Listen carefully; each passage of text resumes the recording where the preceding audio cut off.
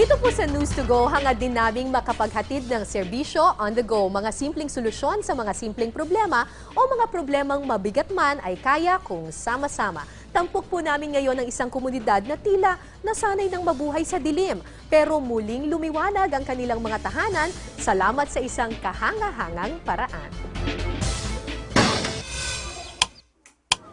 Sa isang barangay sa San Pedro, Laguna, parang araw-araw brown out.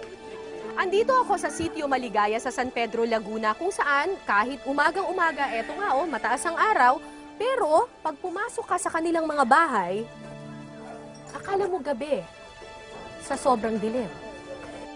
Solusyon ni Mang Demi, buksan ang ilaw. Ang kaso, pagkabukas ng ilaw, magkano pong electric bill ninyo? Abot na 1.7. Bakit po ganun kalaki ang electric bill ninyo, 1.7? Wala akong patayan yung ilaw namin magdamag maghapon. Lubhang mabigat para kay Mang Demi ang bayarin sa kuryente. Pinakapos nga po kaya napuputulan kami. Napuputulan. Para solusyonan ang problema ng mga taga-sitio Maligaya, ipinakilala ng Rotary Club at ng negosyanteng si Ilac Diaz ang isang kakaibang klase ng ilaw. Gamit ang malinis na soda bottle, purified water, bleach, maliit na yero at sealant, makakalikha raw ito ng liwanag na babawas sa lumulobong electric bill ni Mang Demi.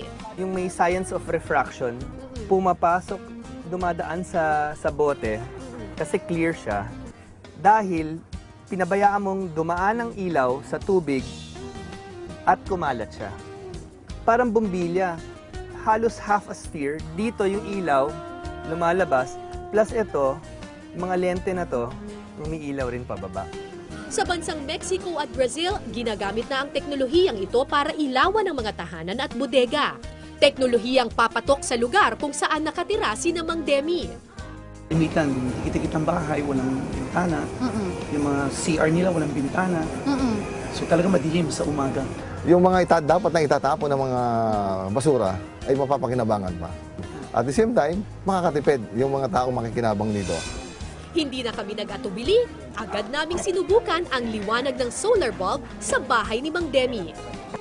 Tinatayang ang liwanag ng solar bulbs kapag matindi ang sikat ng araw katumbas ng isang 50 watts na bumbilya. At ayon sa pag-aaral, nakakabawas raw ito ng halos kalahati ng gastos sa kuryente. I am a big fan of solar energy. Ina-admire ko, natutuwa ako dito sa project na to kasi it's very simple, pwedeng gawin ng lahat.